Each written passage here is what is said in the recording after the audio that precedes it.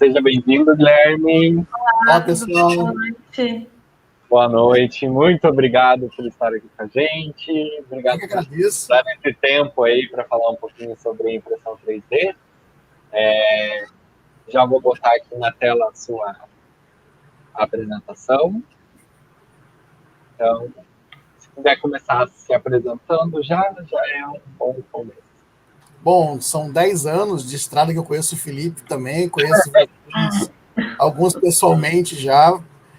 Deixo de antemão os meus parabéns para a empresa, que venham muito mais. Né? 10 anos acho que é só o começo. Obrigada. Muito obrigado. E obrigado por fazer parte, né? Agora, Make Hero, compartilhando o conteúdo de impressão 3D. Toda quarta-feira tem a quarta 3D no blog da Flip Flop. O Guilherme bombando lá nos posts.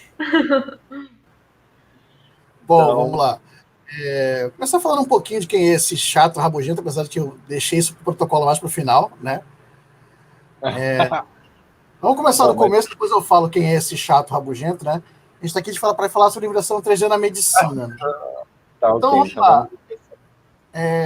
A impressão 3D na medicina, ela vem bem desde antes, né, do que a gente chega nos domésticos, né? A impressão 3D, a gente data de 1973, mais ou menos, que começou essa brincadeira aí, né? E foi chegar para o público depois que as patentes foram quebradas em 2010, né? Então, vamos lá. Claro que a quebra das patentes ajudou a popularizar as coisas, né? E facilitou em muito o acesso à impressão 3D, né? Para ajudar, né?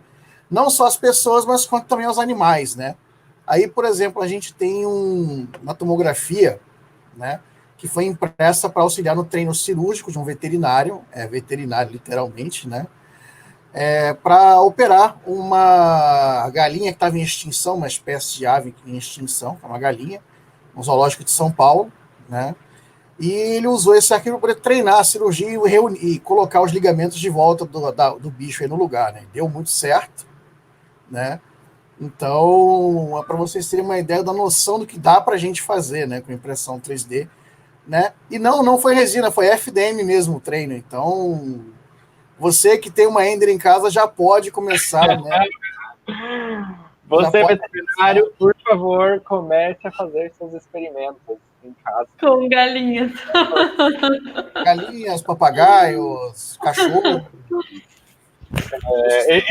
Eu acho que isso é muito legal, Guilherme, desculpa te cortar, mas eu acho que isso é muito legal, porque quando a gente pensa em impressão 3D e medicina, automaticamente a gente pensa no corpo humano, a gente não pensa nas outras probabilidades, outras possibilidades que tem em relação à impressão 3D. Eu acho esse ponto muito legal. Obrigado por trazer esse case aí pra gente. Esse case, inclusive, ele foi muito legal porque ajudou a salvar uma espécie de extinção, né? E a gente tem outros cases, por exemplo, o Diabo da Tasmânia, né?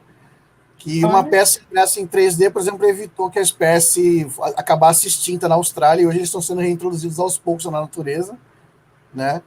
Que descobriram que se não tivesse uma máscara de proteção, entre aspas, né?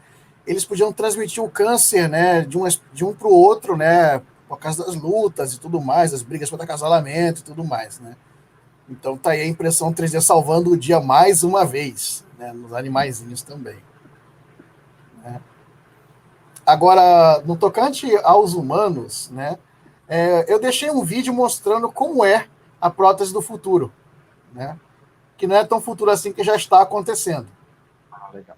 Vou colocar aqui para rodar. Nesse vídeo eu ensino como é que você transforma um pedaço de PLA numa prótese. Eu adorei a frase, ele quebrou o oba, não vai ter gesso.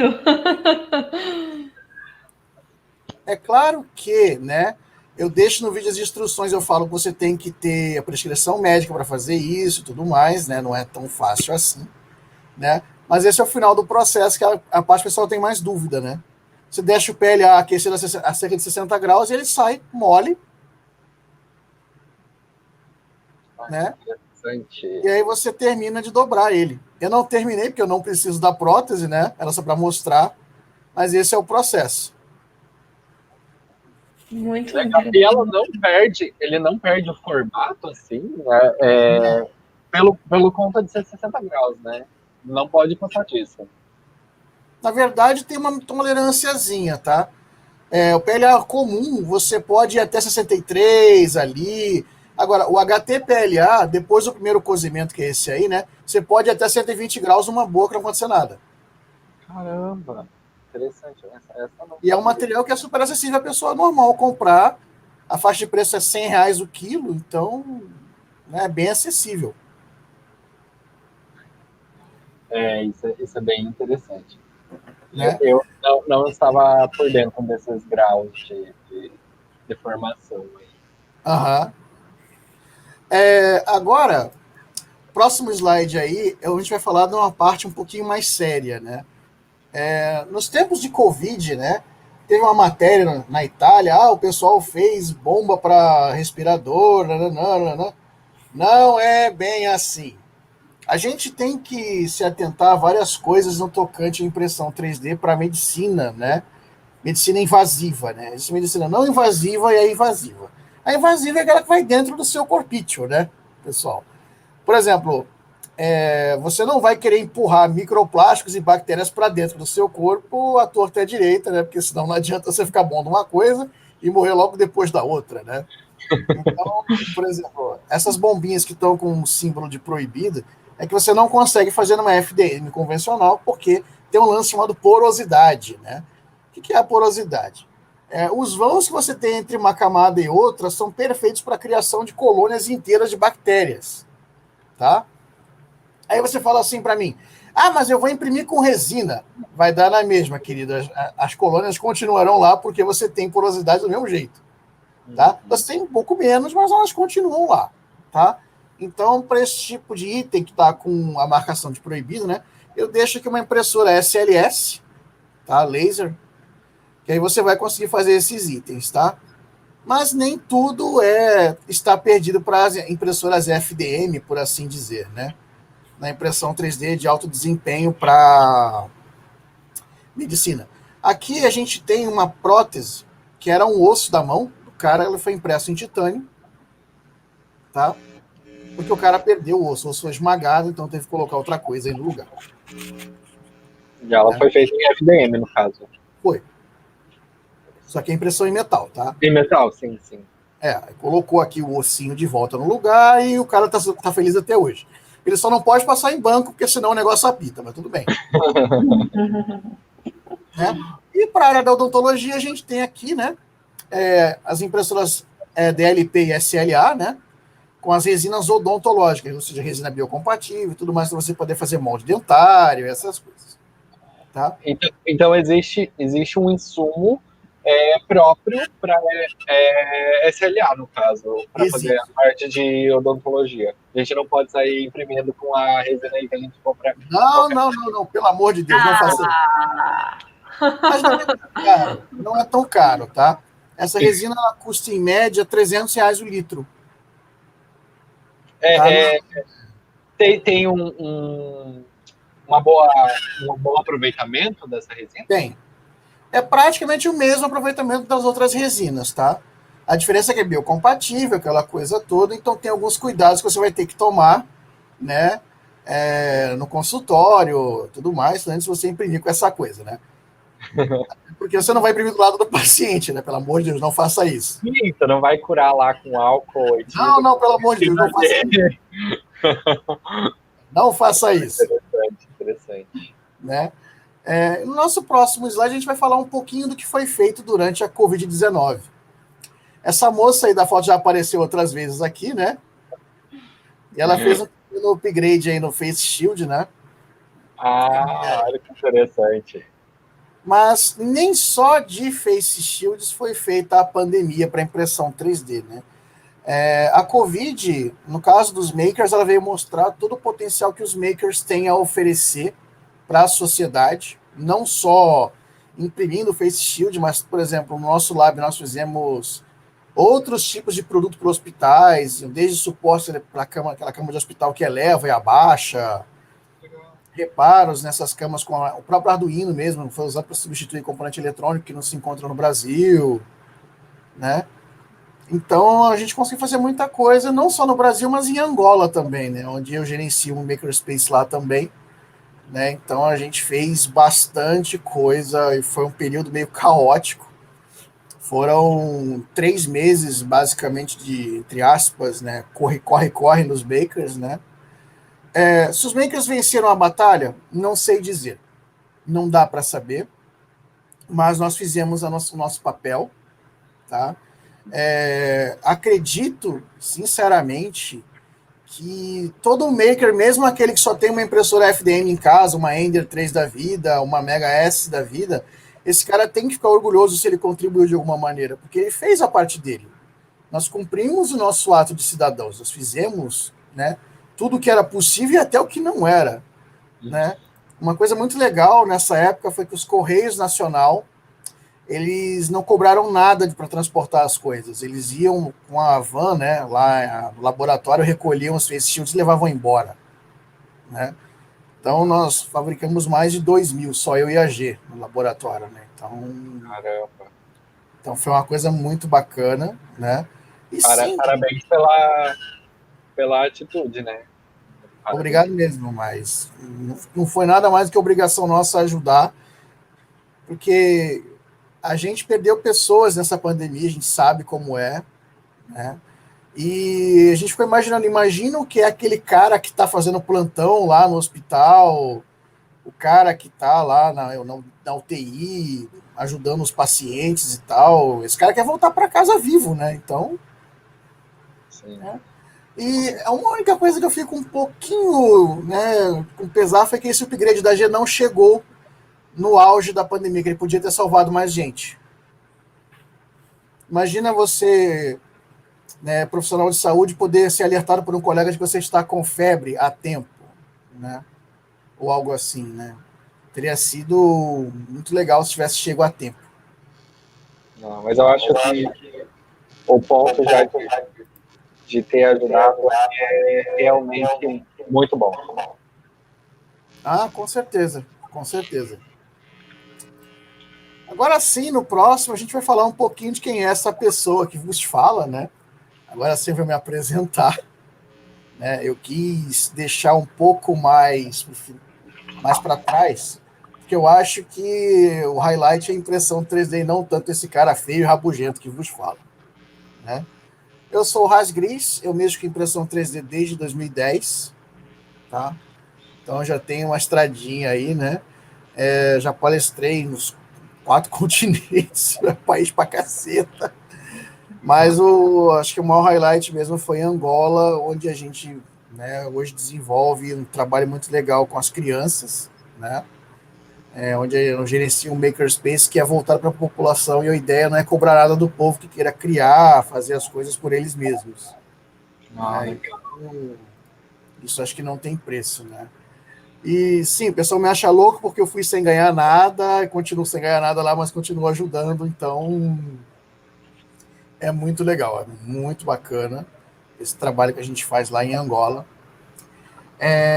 Agora, eu acho que mais do que nunca, é hora dos makers deixarem, talvez, de lado um pouco só o ramo dos eventos, né? Só o ciclo de eventos, e agora não tem mais evento, entre aspas, nenhum, né? E a gente olhar mais para o nosso planeta e ver o que a gente pode fazer uns pelos outros, né? A gente começar a voltar mais os nossos projetos para ajudar o próximo. Com certeza. É o momento. O que eu achei mais legal, assim, desse mundo de impressão 3D é que parece que era uma coisa muito distante, assim, da gente, né? E tu vê que não é uma coisa assim, é possível tu ter uma impressora 3D dentro de casa e fazer coisas, né, úteis para o dia a dia, e não é caro, e não é distante, é um futuro que já está aqui, sabe? Sim, sim. Tá certo que as de resina ainda tem que baixar um pouquinho o preço de algumas coisas, né? Mas mesmo assim, eu achei que era uma coisa, nossa, exorbitante, assim, que era muito longe da realidade, sabe? Não, assim, quando a gente começou lá atrás, em 2010, né? Na verdade, o novembro de 2009, né? Era meio que tudo mato, por assim dizer, né?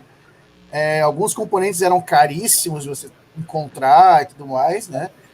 Hoje os preços são infinitamente mais acessíveis, né, do que antes, mas é aquela coisa, é muito mais você ter uma curva de aprendizado facilitada, porque antigamente não tinha, né, e no blog a gente está tentando fazer isso agora, ter uma base boa na Flip Flop para o pessoal que está começando. E tem sido muito bacana ter recebido o pessoal, né, que compra a impressora na Flip Flop e vem me procurar e falar assim: me ajuda, comprei. É muito bacana. Fala. Eu brinco que aqui até na própria comunidade, né, se vocês rodarem os postzinhos para baixo aí, vocês vão ver que eu tive um problema, eu tenho uma Ender aqui em casa, ela tá eu tive um problema e quem me salvou foi esse cara aí. Então, a comunidade também serve para isso aqui, gente. Realmente para se ajudar, para ver os problemas, tirar suas dúvidas. A minha está funcionando, graças a raspinha aqui embaixo. Mas, muito obrigado, né? Já deixo adendo. Então, gente, quando vocês tiverem problemas, dúvidas, questionamento, postem aqui. A comunidade é bem para isso mesmo. A gente teve uma pergunta ali, onde é o seu Fab Lab, no caso, lá em Luanda? Então, a gente está em São Paulo hoje, tá? Só que... o de Luanda! Isso. Legal. Então, ele, antes da pandemia, tá? Ele ia ser no centro, perto do Kianda Hub, tá? Kianda Hub, assim, eu sou péssimo de localização, tá? Se você me perguntar como é que eu chego na esquina, eu vou te falar assim, ó, vira à direita, vai ter a padaria. O nome da rua não sei. Tá? Mas ele ia ser basicamente no Kianda Hub, tá? Que era no centro de Luanda, perto do Hotel Zunel. É só isso que eu sei de localização. Localização eu sou péssimo, tá? Mas Kianda Hub todo mundo conhece, então já dá para ter uma noção de onde é. Tá? Quem mora em Luanda conhece, então acho que dá para ter uma ideia, tá? Ia antes do dia sem Talatona, mas aí o pessoal achou que ia ser melhor se fosse mais para o centro, porque Talatona é um bairro mais classe média alta, mais topzera e tal, né? Tem até uma história muito bacana envolvendo a Gedeane, quando a gente foi para o jantar dos bacanas, né? Os dois professores brasileiros de roupa normal e o pessoal de terno, roupa chique, roupa cara, tudo mais, né? E lá os dois professores de pai de boi brasileiro, né? Agora tem até uma pergunta minha mesmo agora, um questionamento meu. A que passo estamos de começar a imprimir órgãos humanos, a imprimir tecido humano, e se realmente existe a possibilidade disso acontecer, e se a gente tem algo palpável já, assim, na ciência? Vamos lá. A gente ainda faltam alguns passos. A gente está no caminho promissor. Não chegamos lá ainda, né? Porque o corpo humano ele é como se ele fosse um computador de alto desempenho, né? E não daria para eu colocar, por exemplo, uma memória DDR2 e o negócio é DDR5, né? Não vai rolar, né? Nós já chegamos no DDR2, por exemplo. Seria uma analogia mais ou menos assim, tá? Mas a gente está no caminho, devemos conseguir, tá? Alguns anos atrás, em 2016 ou 2017, não lembro agora especificamente, tinha um projeto desse rolando na Unifesp, inclusive lá em São José dos Campos, no tempo que a gente trabalhava com prótese lá, tá? Era bem promissor, inclusive a ideia era baratear a coisa ao ponto de usar uma impressora FDM para fazer certas coisas, tá? Então, eu acredito que mais uns bons 2, 3 anos a gente talvez já consiga ter alguma coisa mais palpável. E nesse ponto, você acha que vai ter algum problema com relação à ética da medicina em relação à impressão 3D? Porque eu acho que esse é um dos pontos que vai bater bastante na porta, sabe? De tipo, não estaremos gerando ciborgues, né, logicamente, mas são partes não naturais. Então, até que ponto isso... Vamos lá. medicina, ética, onde vamos poder chegar com isso, né? Então, nas universidades, a gente já enfrenta um pequeno embate com um grupo chamado de Conselho de Ética. Né? Muitas vezes eles botam uma série de questões, né?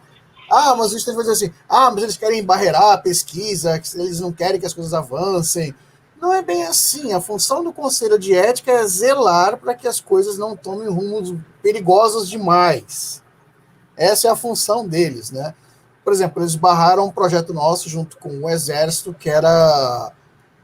Tá, aqui eu posso falar, né? Agora já pode, né? Que eu não podia. Né? Que a ideia era... O soldado que perdeu um braço em batalha, por exemplo, ele não vai ganhar mais um braço, ele agora vai ter um braço robótico com um fuzil acoplado.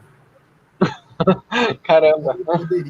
Então ele poderia ir voltar ao campo de batalha ainda mais efetivo em combate. Um dos braços é a própria arma. Nossa. Né?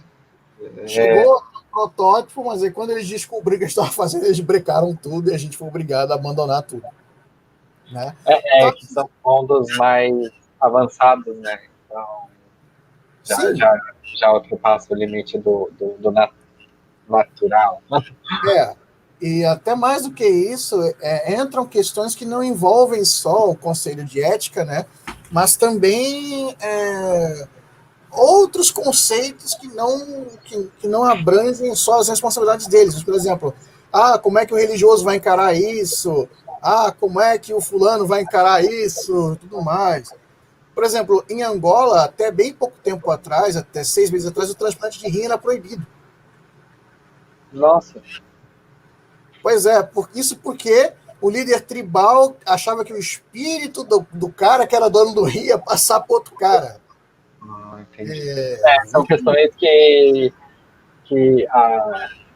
a gente enfrenta, né? Não que seja certo ou errado, mas são pontos que tendem a aparecer daqui para frente, né? Em relação a algumas coisas que a gente vai presenciar no futuro. E a gente já tem alguma dessas questões que você trouxe lá com a ave acontecendo já nos humanos, assim, de fazer treinamento de cirurgia, visualizando, fazendo a modelagem do corpo da pessoa para fazer o treinamento de cirurgia. Isso já vem acontecendo em humanos também?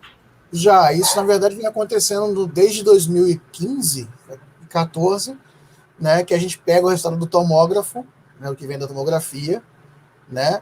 Em alguns casos de ressonância até dá, mas não é tão bom, assim, a gente prefere a tomografia, porque é mais limpo a malha 3D, né?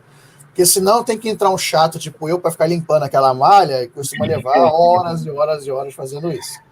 Né? Sim, a malha é complicado. Mas é muito comum você fazer o treino cirúrgico com peças impressas, tá? É muito comum, principalmente em cirurgias gastro, que são cirurgias de grande porte, tá? E eventualmente em cirurgias neuro, tá? Neurocirurgia também, tá? Nossa, eu achava que ia ser muito mais para questão ortopédica. Assim, Também. Na verdade, a cirurgia ortopédica, em alguns casos, a gente teve que fazer coisas nada ortodoxas. Por exemplo, tem deixa eu lembrar. Tem uma doença, acho que é osteomielite, alguma coisa assim, que dá em alguns pacientes que adquirem uma infecção pós-operatória, pós-cirúrgica, né? E essa infecção, ela come o osso da pessoa. Né?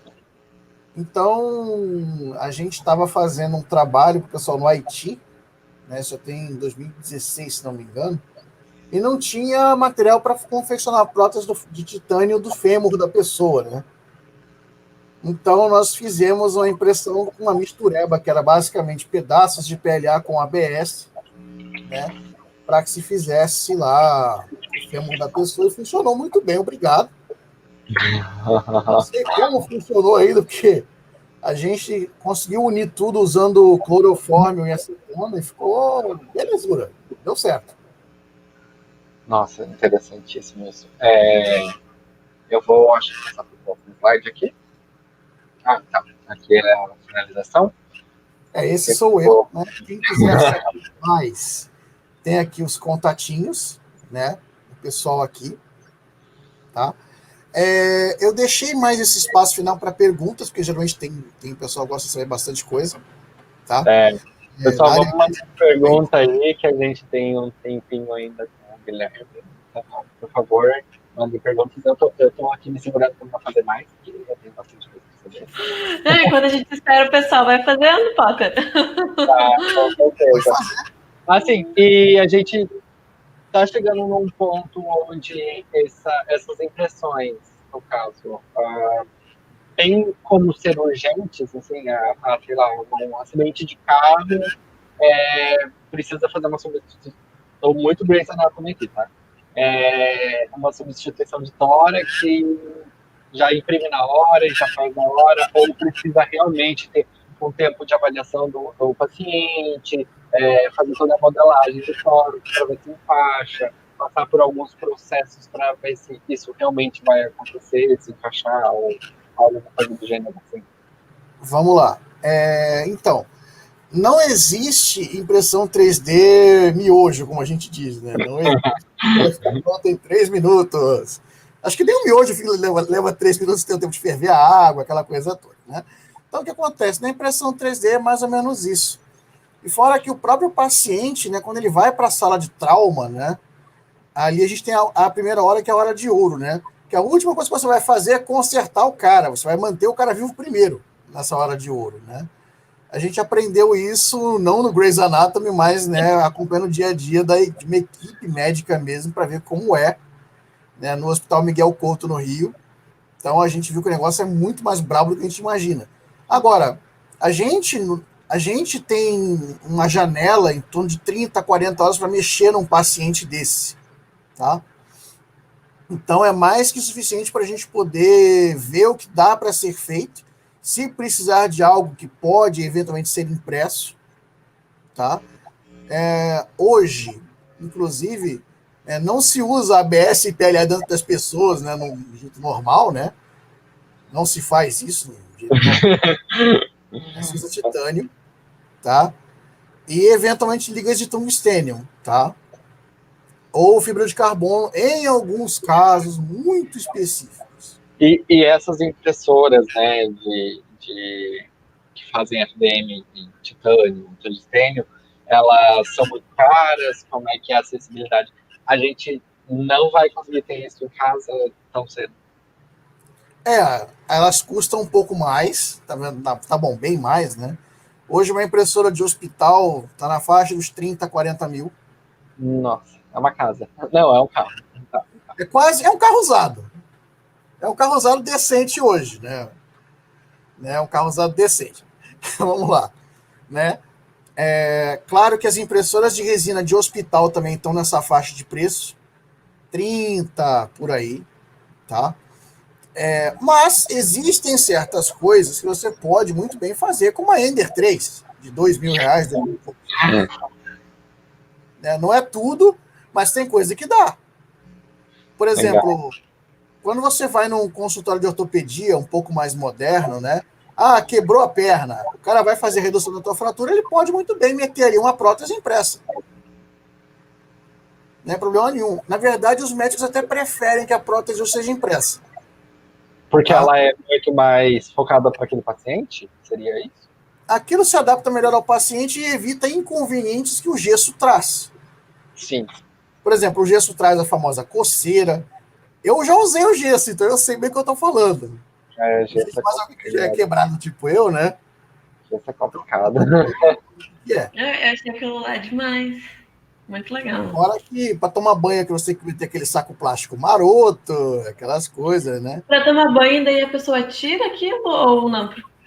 Não, você toma banho com a prótese mesmo, você pode molhar à vontade, não tem problema nenhum. Porque assim, porque tu esquentaste a 60 graus para depois modelar no braço da pessoa. Ela, tipo, se eu tirar, ela não volta ao normal, eu teria que esquentar de novo para fazer uma nova modelagem nela. Sim. Tá. Mas no chuveiro, normalmente você não vai tomar um banho a 60 graus, você vai se queimar. Ai, não bota minha mão no fogo por ninguém. Isso mesmo, entendeu?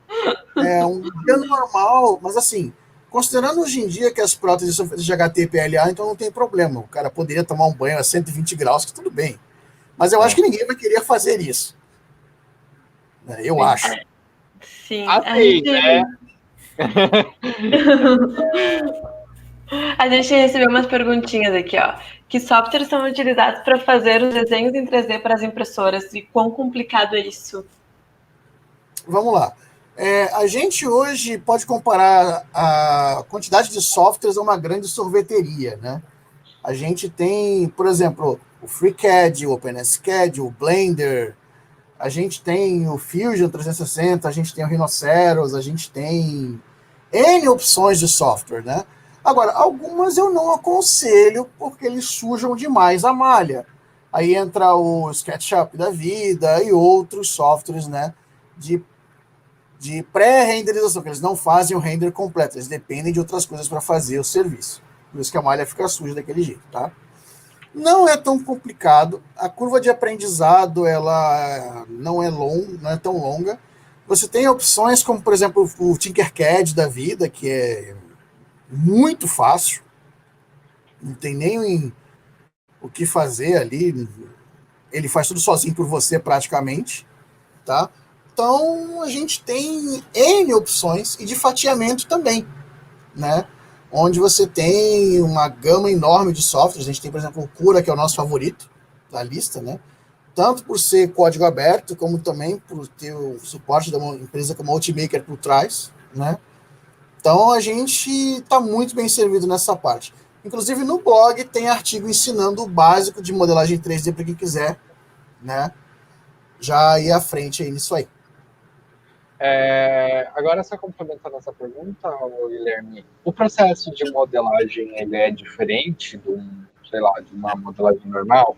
Eu digo assim, vou criar uma estrutura, daí eu uso o ZBrush, mas existe um padrão para eu seguir para fazer uma modelagem, para fazer um treino, para fazer aquela questão que a gente trouxe ali da árvore, né? Existe um padrão que a gente chega para ter essa modelagem, um tipo de importação diferente, isso é acessível, não é? Uma pessoa normal, um estudante de veterinário conseguiria fazer isso, sabe? Eu acho que é interessante a gente trazer esse ponto. Vamos lá. Existe padrões e padrões, tá? O que existe muito mais é o seguinte, é claro que um veterinário que nunca teve experiência conseguiria fazer já usando o que está no blog, por exemplo, ou alguma coisa, né?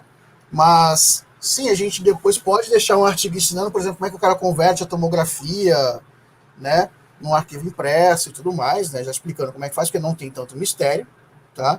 E ele pode treinar, mesmo que ele não tenha um tomógrafo, ele pode treinar baixando de universidades, né, tomografias para ele poder praticar. Né, tipo, então é assim que fatia um crânio. É assim que eu limpo a malha. Então, rompeu o ligamento, então eu posso treinar dessa maneira, eu posso imprimir isso aqui e ver como é que eu vou fazer. Entendeu? Agora, o que acontece é o seguinte, esse padrão é o seguinte, você segue as métricas que uma impressora 3D segue, ou seja, você tem que pensar como a máquina pensa, né? Por exemplo, eu tenho um bico de 0,4, então eu não vou poder imprimir coisas menores em espessura do que isso. Até posso, mas isso fica para depois. Né? Vale um post no blog, hein? Não, eu posso fazer também. Posso fazer explicando como é que você faz essas coisinhas, né? Mas assim, você pode enganar, por exemplo, o bico da impressora, enganar a impressora dizendo que ela tem um bico de 0,26. Dá para fazer esse tipo de sacanagemzinha, você enganar ela, aí ela, ela faz, né? A impressora é como se ela fosse o Jarvis, né? Tem uma cena no Homem de Ferro que ele vai testar a armadura pela primeira vez e o Jarvis fala assim, mas senhor, a gente não está pronto para voar ainda, tem que fazer conta, tem que ver. Aí ele, Jarvis, primeiro a gente tem que aprender a correr para depois aprender a andar. É mais ou menos a mesma coisa, você consegue burlar o Jarvis, digamos assim, né? Agora, você tem que respeitar a lei da gravidade, por exemplo, tem lugar que tem que meter suporte, senão não vai imprimir, esse tipo de coisa. Sim, são os padrões comuns de uma impressão normal. Tanto que se você voltar lá no slide da veterinária, né, dá para ter uma ideia, né, do que acontece nesses casos. Aqui. Opa, aqui. É esse, né? Seria o slide. Deixa eu ver que não está aparecendo para mim ainda não. Opa! Foi.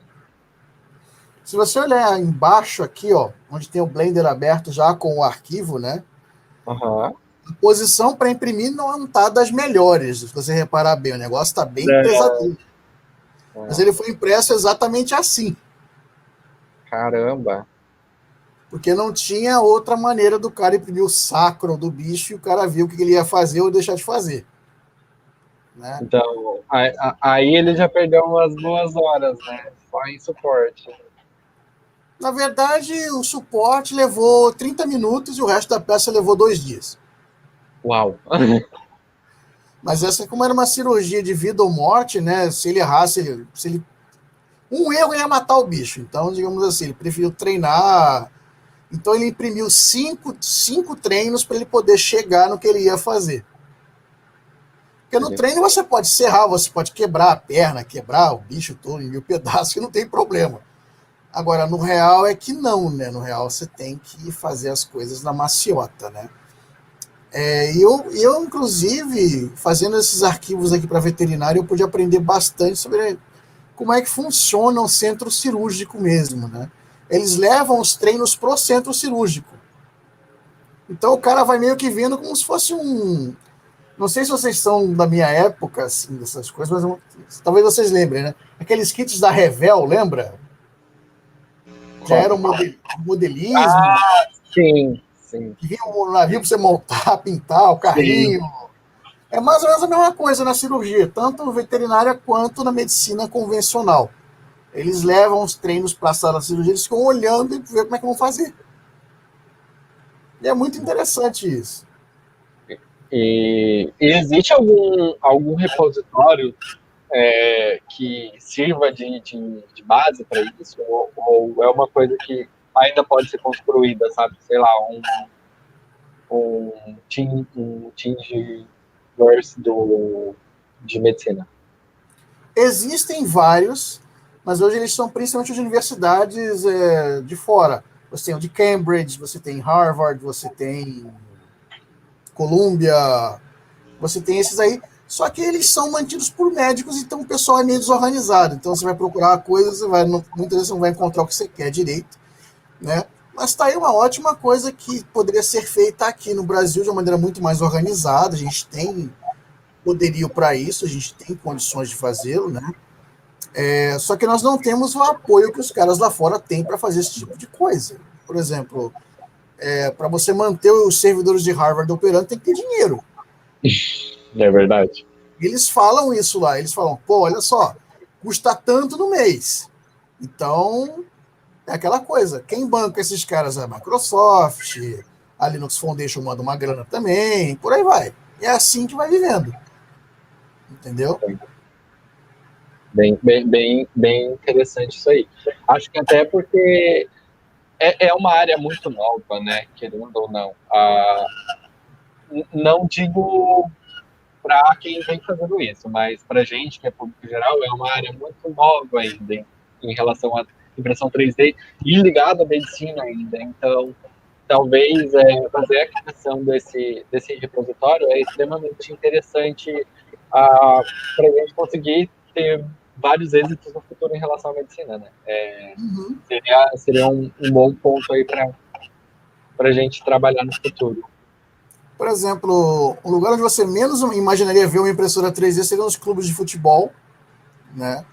O Barcelona, o Flamengo, se não me engano o Palmeiras também tem isso, e o São Paulo, tá? O Futebol Clube tem isso, que eles usam as impressoras 3D na ortopedia para poder ver de perto as lesões ao vivo e a cores, né? Para o médico poder explicar o que aconteceu para o pessoal que não entende muito do riscado, para a diretoria.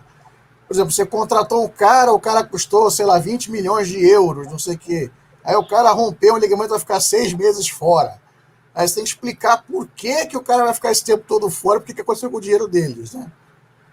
Inclusive, hoje, eu fiquei sabendo que a seguradora desses clubes maiores exige que você tenha isso para poder explicar o que aconteceu para os caras. Caramba. Então, a gente já está chegando num nível onde vai ser exigido uma impressora 3D, basicamente. Em alguns lugares já é. E em relação a, agora até indo um pouco mais para a área da fisioterapia, a gente consegue ter algum ganho em relação a isso? Não digo assim, melhorar o andar da pessoa, algo do gênero, mas assim, sei lá, um condicionamento físico do atleta ser melhorado por uma impressão 3D que foi explicado de um jeito diferente, viu como é que se comportava e conseguiram melhorar isso. É possível? Sim. Hoje nós já temos várias órteses, né, para auxílio postural, tá?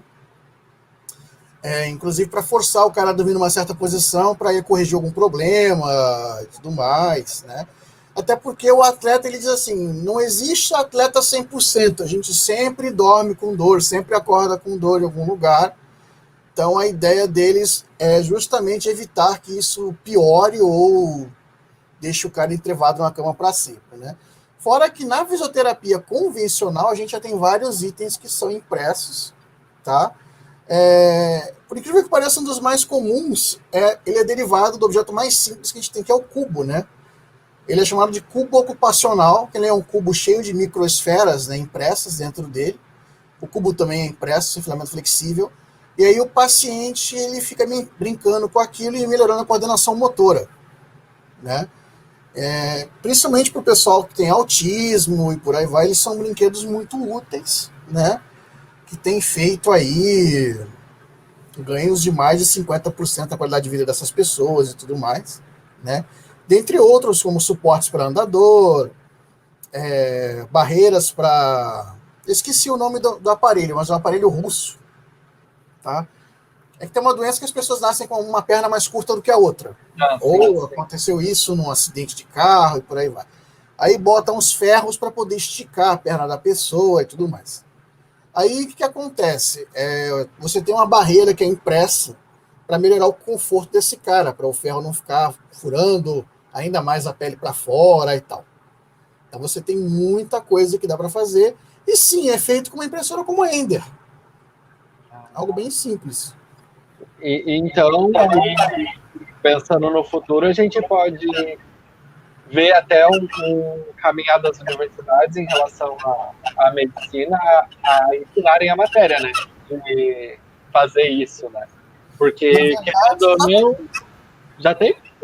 Já tem, em algumas universidades já tem, né, impressão 3D na grade obrigatória. Caramba, que interessante. No Brasil eu não tenho notícias disso ainda, né? Mas a gente é capaz de já ver isso daqui a uns 2, 3 semestres, eu espero, né?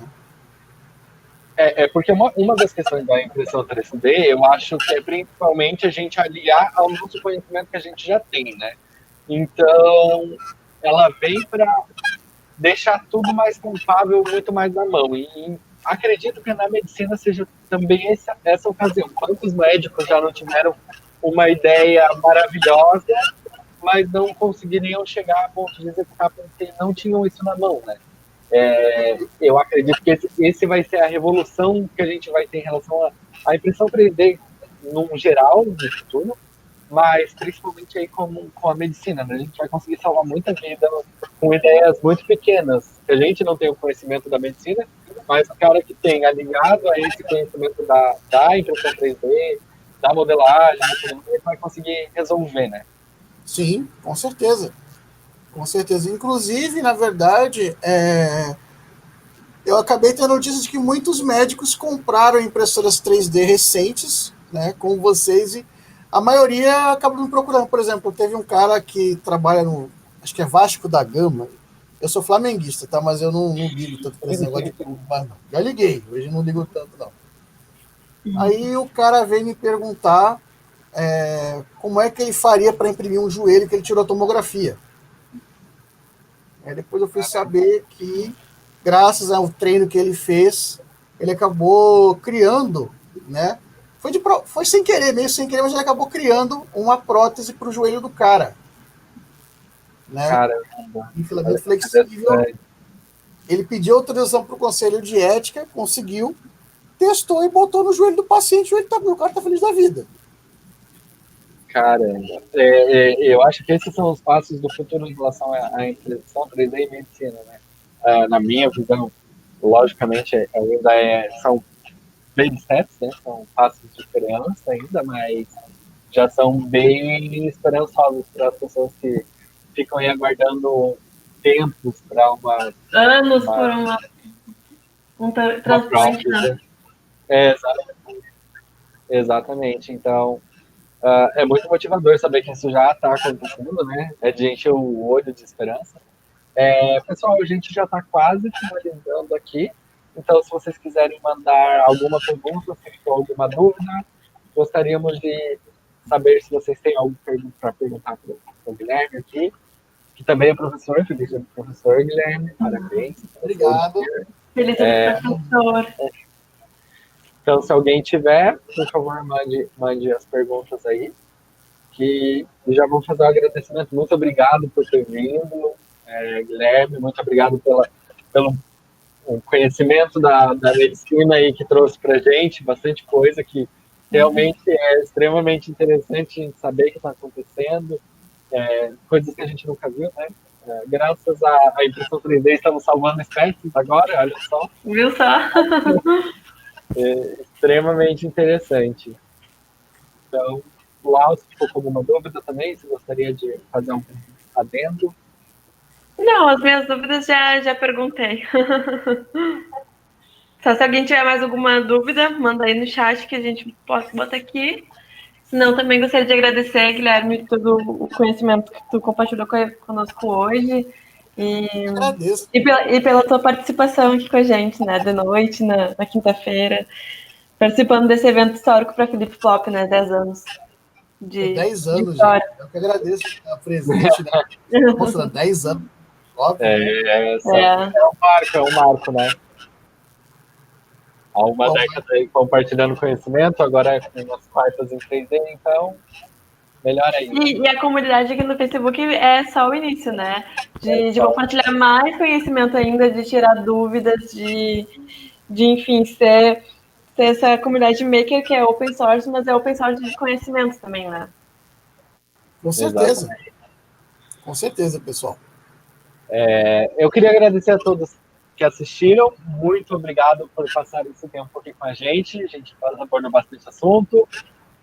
Teremos mais conteúdos em breve. Esse foi só o começo. Hoje foi o lançamento. O pessoal tá pedindo pra gente continuar fazendo essas coisas.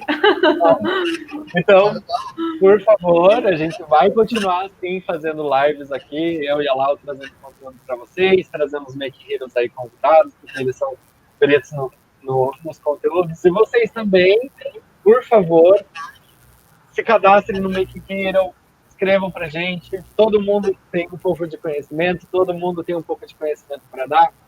O link está lá no nosso site, então, por favor, se inscrevam. Muito obrigado por terem se inscrito na comunidade. E feliz 10 anos para Flip Flop, que venham muitas mais aí pela frente. Obrigado, Guilherme. Obrigado, Lau.